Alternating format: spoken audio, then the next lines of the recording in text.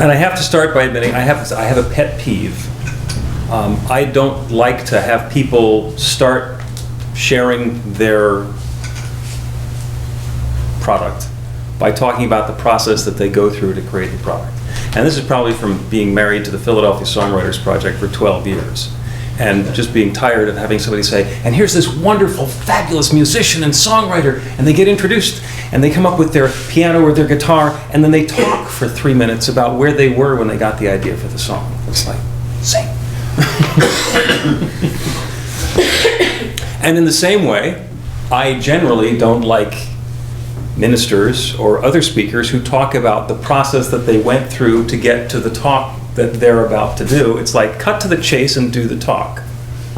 And I bring that up because I would be getting annoyed if I were doing this and I were sitting in your seat, because I'm going to talk about my process a little bit. And there's a special reason for that. My general process for doing a Sunday talks, we come up with a title week, 2 weeks, 3 weeks in advance, and then about a week ahead of time, I start meditating and praying on what are the pieces that I want to share so that I can address the topic and I can talk about whatever it is in a meaningful way. And then along about Wednesday, I start writing some notes and doing some research. I Google things because there's no new knowledge that comes from Google, but there's some great facts that I can throw in. And then I write it, take the notes, and I turn it into a full-page sequence that I can do on Sunday morning. And the whole flow of the talk is set up on that page. I bring that up now because the talk today is called "Hallowed Be Thy Name," and this is based on the old joke of I know God's name. It's Howard. It says right there in the Bible, "Our Father who art in heaven, hallowed be thy name."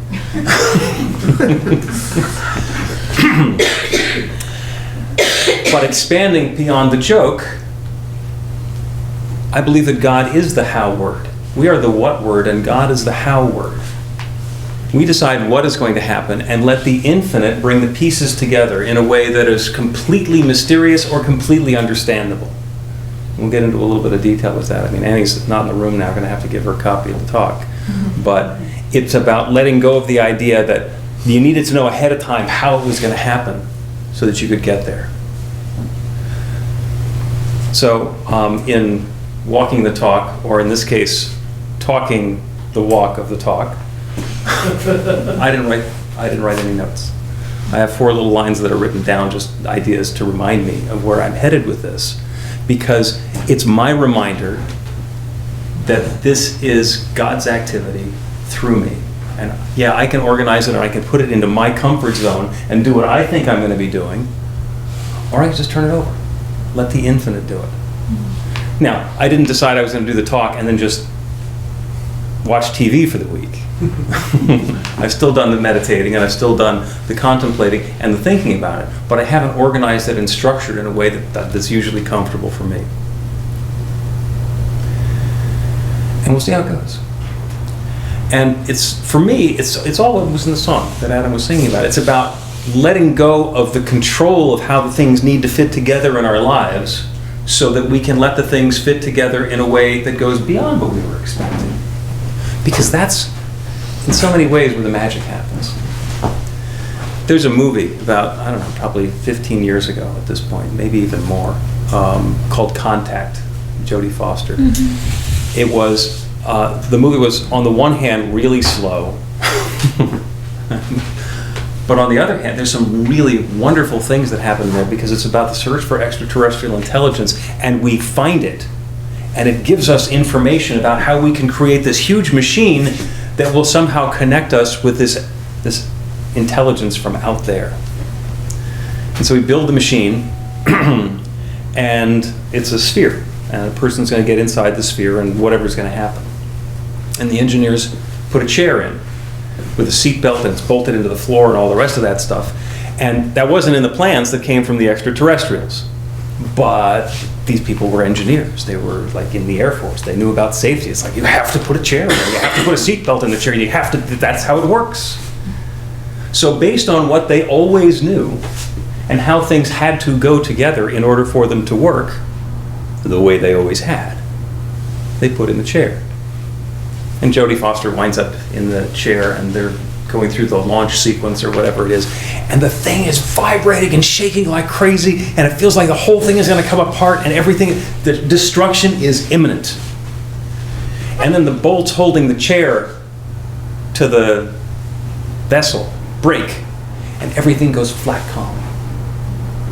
It turns out whatever was inside of it was fine. The outside of it was shaking.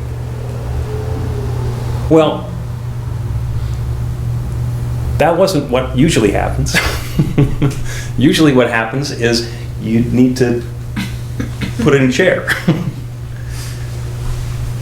What happened was this went beyond the expectations and the understandings, the comfort zone and the model of the people who were building the machine.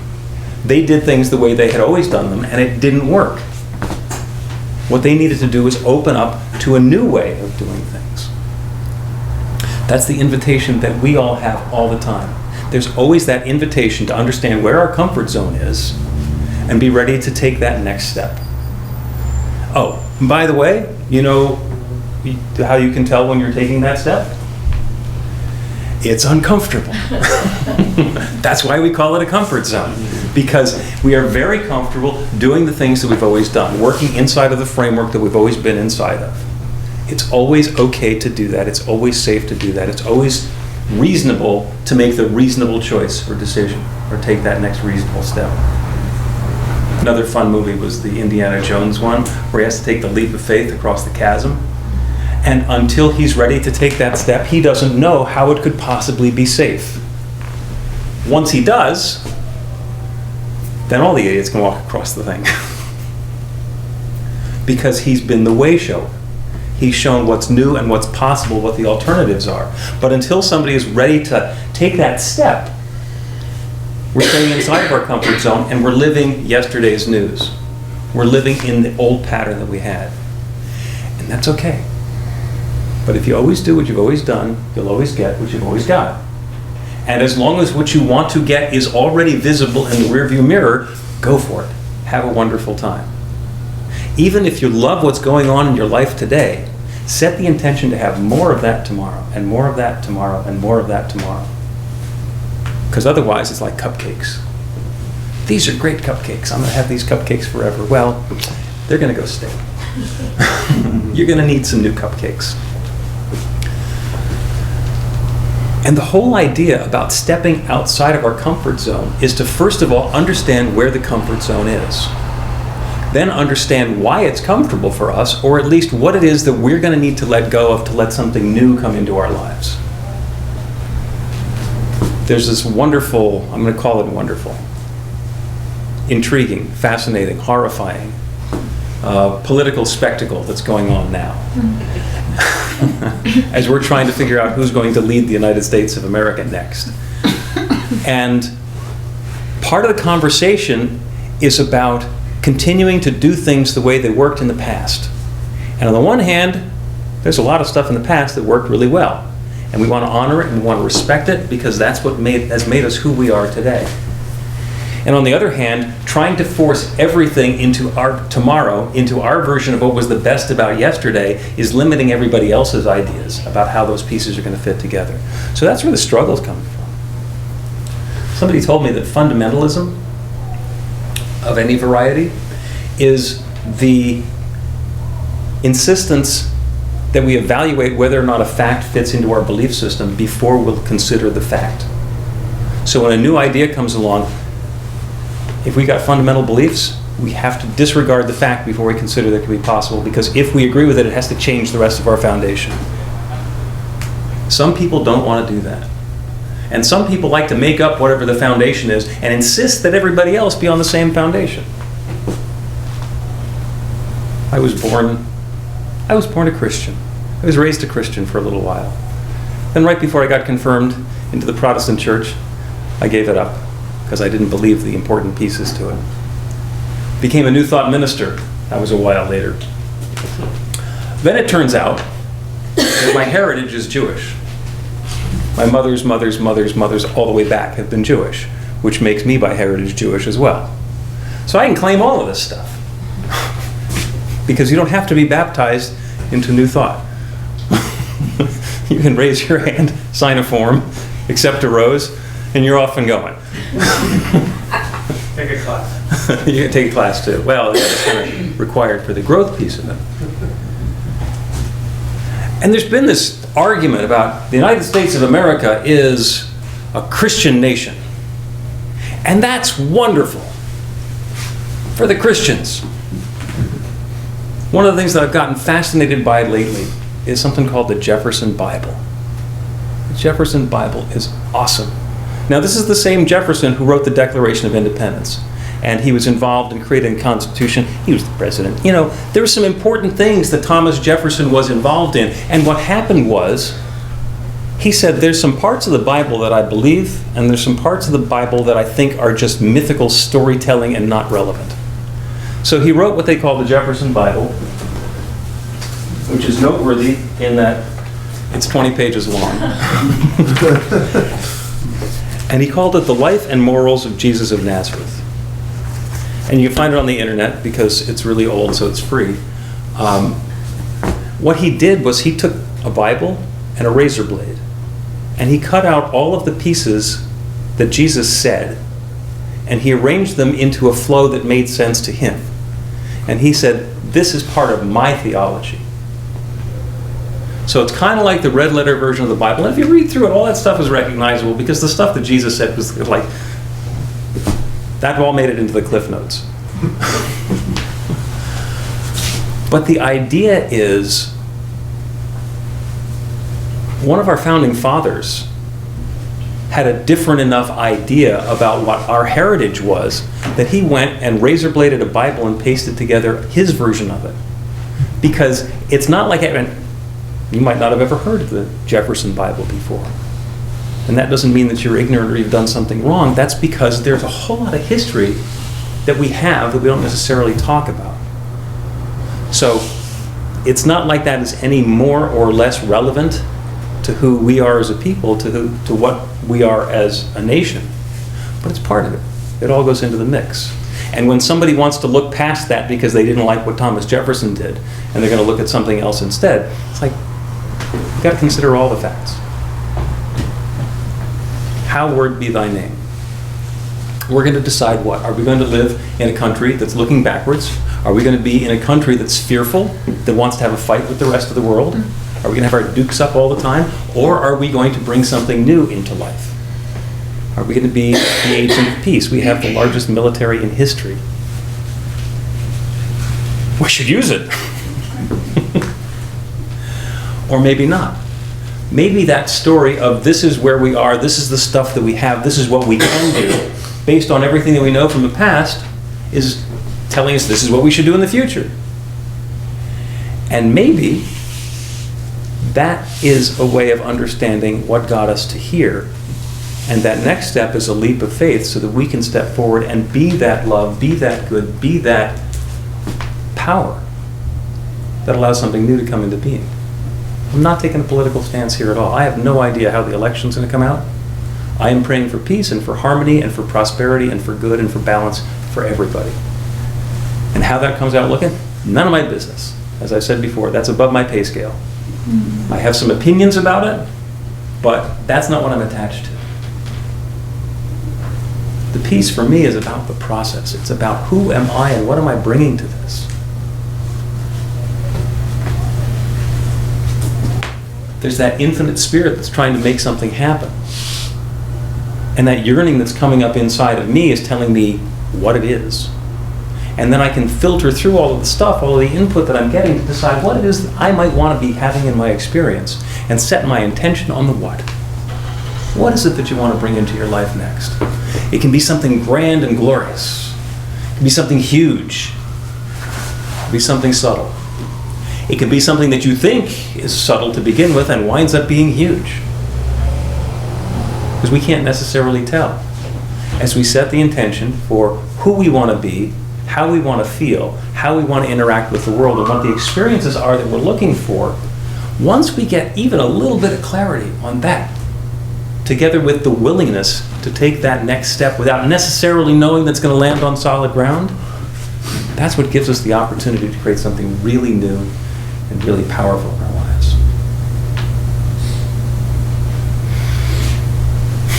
My daughter's going through a breakup.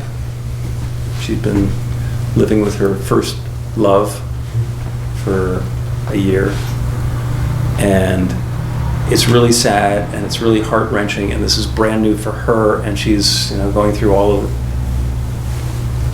We've all seen it, the ups and downs and the rest of it.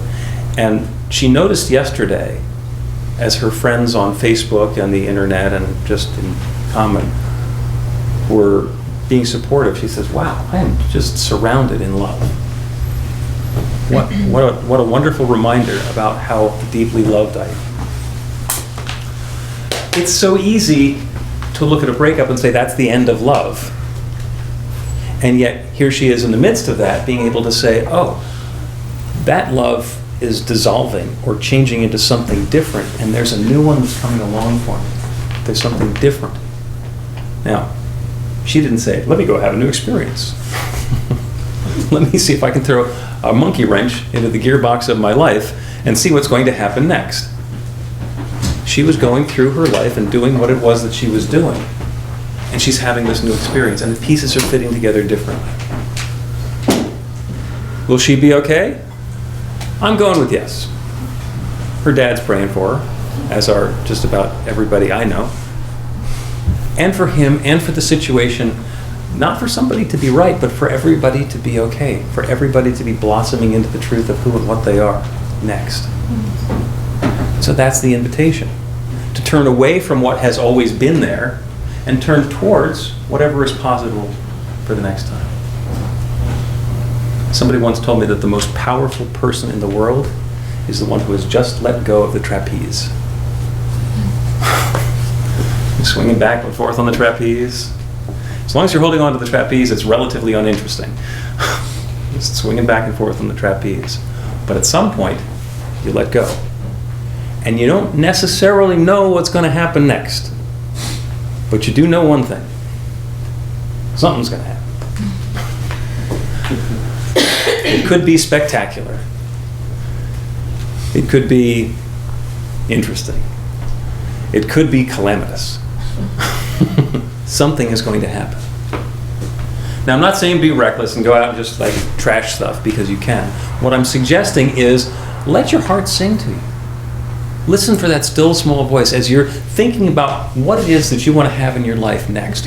What's that next experience you want to have? And it can be in any area of your life. It can be something that has to do with your health or your physical body.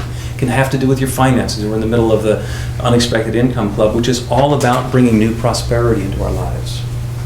It can be about relationships and love, whether it's with your significant other or with family members or people who you've worked with and have had challenges with, or want to bring more friendship and camaraderie into your life, an organization that you're involved in. It could be with your work, the creative activities that you're doing to share your life. What's attracting you to something new? And then once you get that insight into what it is that you want to be experiencing, let the details of it go. Instead of saying, oh, I want to have more love in my life, so I need to do this and this and this and this. Let there be just the smallest gap in there. I want to bring more love into my life. I'm willing to do whatever it takes. And I'm going to patiently wait for that guidance as to what steps to take next. Leave that space open so that instead of the answer that you're getting being the one that your mom told you about 5 or 25 or 50 years ago, it's the one that's true for you for now. Don't put it through that old lens. Allow whatever is new to come up. And then take the step. And then take the step. Because if you just sit there letting Spirit tell you what to do and you don't do anything, I hope it feels good. Because we're creating our new life all the time. The new experiences are always open to us. So you can do something grand and glorious and wonderful and spectacular with your life that makes headlines and has fans cheering for you. Or you can do something small and modest that brings more joy and more delight and more good just to you. That part doesn't matter. The invitation is always the same. To invite that next bit of goodness into your life. The universe is always willing to support you. The universe only has one answer. When you have a clear intention, the universe is saying yes. So decide what the question is. Let God provide the how. And allow that new good to come into your life. Because you deserve it, and you are beautiful. And I love you. Thank you. Thank you.